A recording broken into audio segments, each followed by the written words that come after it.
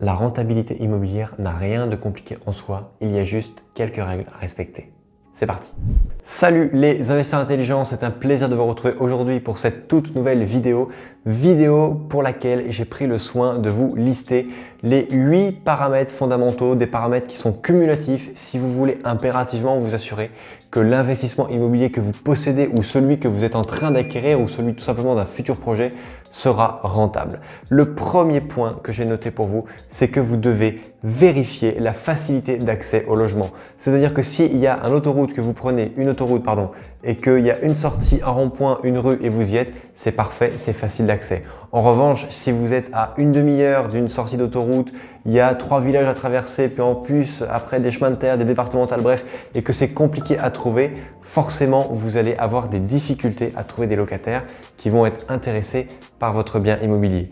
Il est donc important, dans un premier temps, vraiment, de prendre le soin de vérifier que votre bien immobilier se situe à proximité immédiate des points d'intérêt comme les zones commerciales, les zones de bureaux, les zones industrielles, parce qu'il y a de grandes chances que votre locataire travaillera dans ces zones-là et s'il met 2 heures pour y aller, il ne va pas prendre votre logement. En revanche, s'il a un quart d'heure aller-retour en voiture, eh bien ça risque d'être bien plus prometteur en termes de tension locative. Deuxième point, vous devez impérativement prendre le soin d'éplucher les comptes rendus de copropriété.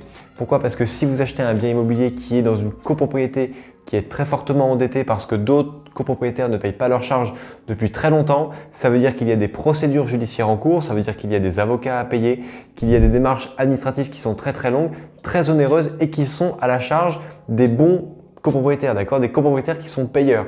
Donc faites attention parce que si vous achetez un bien immobilier dans une copropriété, eh bien vous achetez la dette de la copropriété qui est liée à ce bien-là.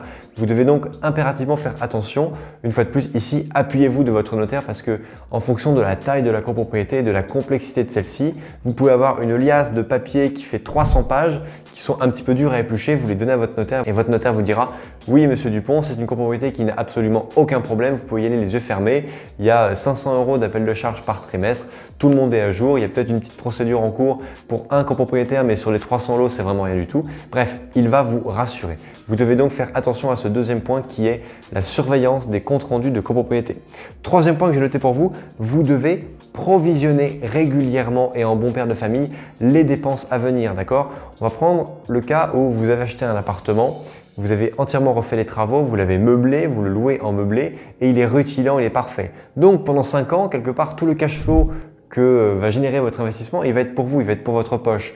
Moi, ce que je vous conseille, c'est tout de même de ne pas toucher à 100% du cash flow qu'il va générer et d'en garder une partie, de le provisionner en bon père de famille parce que si au bout de 5 ans, vous avez votre locataire qui s'en va et qui n'a pas forcément été très précautionneux du logement, certes, vous n'allez peut-être pas lui rendre la totalité de son dépôt de garantie, mais peut-être que ce qu'il vous a laissé en dépôt de garantie ne va pas servir, ne va pas permettre de couvrir la totalité des travaux de remise à niveau nécessaires. Donc, provisionnez, moi en fonction de si c'est un logement qui est loué en nu, en meublé ou en colocation, je provisionne soit un demi-mois de loyer par an, soit 1 mois, soit même 2 mois par an de loyer. C'est-à-dire que si je loue 500 € par an mon appartement, eh bien, je vais provisionner chaque année 1000 € par mois, 1000 € par an que je vais réinjecter dans mon bien immobilier. Et si il y a des années où je ne fais pas de travaux, eh bien, je ne mange pas cette enveloppe, je la laisse de côté, je la fais grandir, mais je montre à mon banquier lorsque une année sur l'autre ou tous les semestres, tous les 6 mois, je retourne le voir, je veux lui montrer que je maintiens une comptabilité saine de mon investissement, que je fais ça en bon père de famille et que je ne veux pas avoir à faire appel à des crédits à la consommation pour payer les réparations diverses et variées qu'un bailleur doit avoir à faire pour maintenir à niveau son parc immobilier. Ensuite, quatrièmement, vous devez impérativement, alors ça c'est le plus impératif des impératifs, vous devez impérativement maîtriser la fiscalité. Vous n'imaginez pas le nombre de biens immobiliers que j'ai achetés parce que des propriétaires le vendaient, pourtant il était loué en nu, il se faisait ouvrir en deux en termes de fiscalité. Excusez-moi pour l'expression, c'est très vulgaire, mais c'est vraiment ça. Et donc, j'ai acheté des biens immobiliers peu chers auprès de bailleurs, de vendeurs qui étaient dégoûtés par la fiscalité.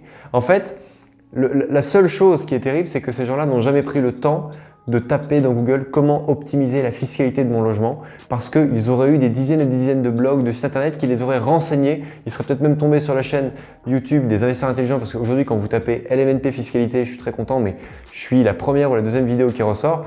Mais Vous avez aujourd'hui la possibilité d'avoir tous les renseignements possibles en formation, sur internet, dans des livres. Donc vous n'avez pas le droit, si vous êtes un investisseur intelligent, vous n'avez pas le droit d'être un bailleur dégoûté. Pourquoi? Parce qu'un investisseur intelligent, il maîtrise la fiscalité. Et pour maîtriser la fiscalité, rien de mieux que ce tableau qui est là, que je vous donne. Ce tableau, vous allez rentrer différents paramètres et en fonction du mode d'exploitation, il va vous dire à l'euro près le nombre d'euros que vous allez pouvoir vous mettre dans la poche à la fin de chaque année. Cinquième point, vous devez jeter votre dévolu en priorité sur les biens immobiliers dont le prix du mètre carré est inférieur à 2300 € du mètre carré. Pourquoi 2300 €? Parce que 2300 €, si vous l'exploitez en location meublée par rapport au loyer qui se pratique en France, vous allez être au minimum à l'autofinancement. En revanche, alors bien sûr, avant de dire ça, il faut toujours vérifier avec le calculateur que je vous ai donné tout à l'heure, mais vous devez surtout bien comprendre que c'est 2300 € clé en main. Quand je dis clé en main, ça veut dire que si vous visitez un bien immobilier et qu'il y a 500 € par mètre carré à réinjecter à l'intérieur en rénovation, on n'est plus sur du 2300 € du mètre carré à l'achat, on est bien sur du 1800 €. 1800, vous rajoutez 500, vous arrivez à 2300 € et là, vous pouvez vous lancer et faire vos estimations sur des biens immobiliers locatifs qui vont être soit rentables, soit à l'équilibre en termes de cash flow. Donc, faites attention à ça. Certes, lorsque je suis en mode prospection immobilière, lorsque j'enfile mon costume d'investisseur, je vais sur Le Bon Coin, je vais sur sologeu.com, je ne regarde pas les prix de vente, même si ça peut donner une petite indication. Mais ce que je fais, c'est que lorsque je rentre, lorsque je visite, lorsque j'ai appelé l'agent immobilier et que j'ai pris mon rendez-vous, je sais quel est le nombre d'euros maximum au mètre carré que je suis capable de mettre parce que j'ai fait mon étude de marché. Je regarde pendant la visite quel est grosso modo le montant des travaux que je vais injecter pour remettre ce bien-là à niveau, mais je sais exactement à combien je suis et je ne dépasse jamais 2300 € par mètre carré, tout compris. Ensuite, sixièmement, vous devez absolument considérer le turnover, d'accord? Si vous louez en meublé, votre locataire va changer en moyenne tous les 12 mois. Donc si vous mettez en gestion votre bien immobilier locatif auprès d'une agence immobilière, votre agence immobilière va vous prendre un mois de loyer chaque fois qu'il va faire rentrer un nouveau locataire à l'intérieur. D'accord? Donc, on ne va plus être sur une rentabilité de 12 mois, mais bien de 11. Et si en plus, vous provisionnez chaque année un mois de loyer en provision pour remettre à niveau l'appartement, eh bien, on n'est plus sur du 12 mois de location par an, on est plus sur du 10 mois. Vous devez donc impérativement faire attention à ce turnover qui peut venir, s'il n'est pas bien mesuré, grignoter votre rentabilité. Enfin, septièmement, maîtriser la proportion de charges récupérables ou non.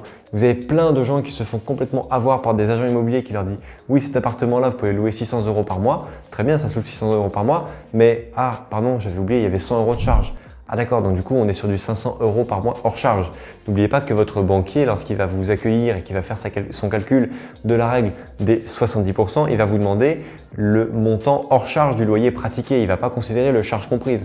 Vous devez donc parfaitement savoir quelles sont les charges dans la copropriété que vous pouvez récupérer sur le dos de votre locataire. C'est pour cela que vous devez vraiment apprendre quelles sont les charges qui sont récupérables sur le locataire et quelles sont les charges que vous, bailleur, vous devez impérativement prendre à votre charge. J'en parle très largement dans ma formation. Et enfin, huitièmement, et c'est peut-être le point le plus important, c'est que vous devez impérativement apprendre à négocier.